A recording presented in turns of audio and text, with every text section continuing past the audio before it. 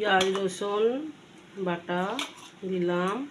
তার আগে হলুদ লঙ্কা জিরা দিয়েছি, নুন হলুদ দিয়ে মাখিয়ে সরষের তেল দিলাম,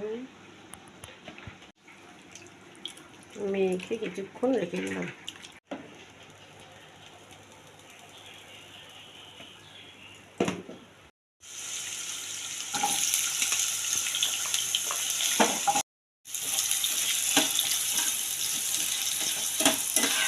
হাত মাখা লোটে মাছটা আলুটা ভেজে তারপরে আমি ঢেলে দিলাম,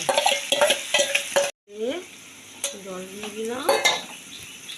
তারপরে মিট ভাজ করে ঢেকে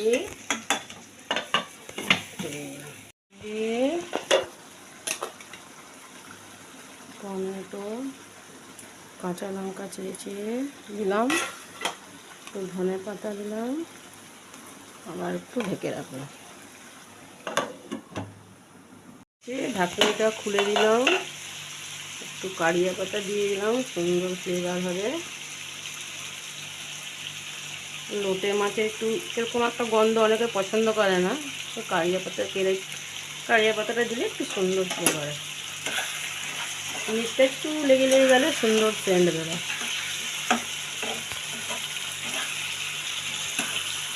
হয়ে গেছে, আলুটা সিদ্ধ হয়ে গেছে কিনা দেখে নিলাম, বাস বন্ধ করে দিলাম।